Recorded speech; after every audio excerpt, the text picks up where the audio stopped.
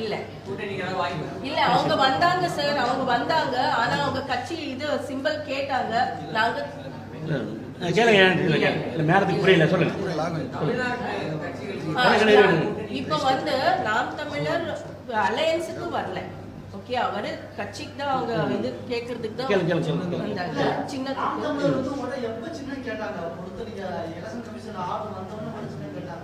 ரீசெண்டா சார், ரீசெண்டா இல்லை சார், சின்ன எங்களுக்கு ஒதுக்குன பிறகு அவங்க வந்து கேட்டாங்க, தமிழ்நாட்டுக்கு எங்களுக்கு கொடுங்க அப்படின்னு கேட்டாங்க. கூட்டங்களிலும் ஒவ்வொரு இதுலையும் வந்து எங்களுக்கு சின்னம் பெருசு கிடையாது, நாங்கள் வந்து எங்களுடைய கொள்கைகளை எங்களுடைய பெருசு தான் வந்து சொல்கிறாரு. அப்போ இந்த சின்னத்தை பற்றி அவருக்கு அவசியமே கிடையாது.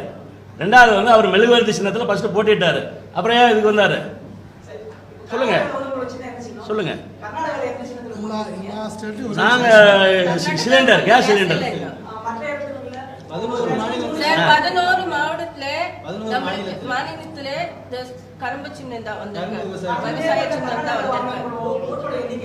எவ்வளோங்க sir? we are being a startup party, we have been a startup party. Madam ஒரு நிமிஷம். இப்போ தம்பி எல்லாருமே வந்து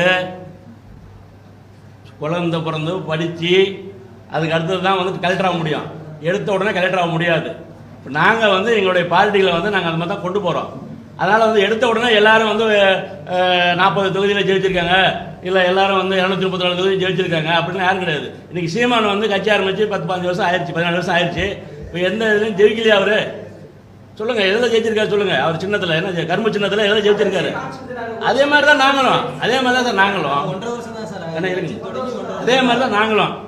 அதனால் வந்து நீங்கள் வந்து அவர் ஏதாவது ஜெயிச்சு கரும்பு சின்னத்தில் ஜெயிச்சுன்னா சொல்லுங்க பார்க்கலாம், எங்கே ஜெயிச்சிருக்காரு?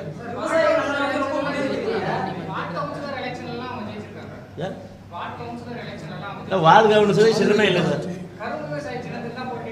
அப்படிங்களா? சரி சரி.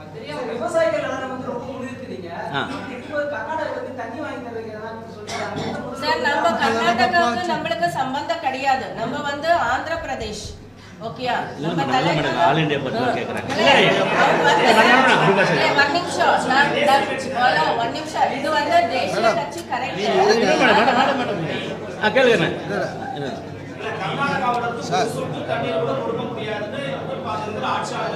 சரிங்க.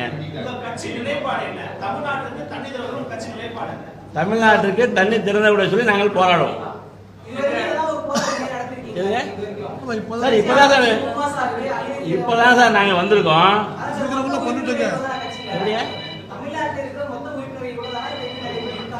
தம்பி தான் சொல்லணும் அது. ஏன்னா நீங்கள் தமிழ்நாடு முழுக்க எங்களுடைய கட்சி நிர்வாகிகள் எங்கே இருக்கான்னு உங்களுக்கு தெரியும். அப்புறம் ஏன் கேட்குறீங்க? 4 பேரா ஏன் கேட்குறீங்க? தம்பி இந்த கேள்வி தப்பு. 4 பேரா நீங்கள் எப்படி டிசைட் பண்ணலாம் சார்? வந்து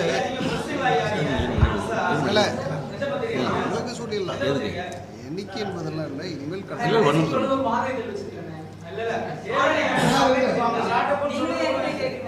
சார் சார் தம்பி தம்பி கேளுங்க, பரவாயில்ல கேட்கலாரு.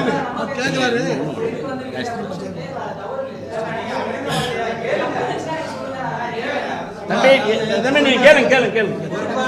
போட்டுக்கிட்டு இருக்கான், கூடிய சீக்கிரம் நீங்க எதிர்பார்க்கறது என்ன இருக்குண்ணா?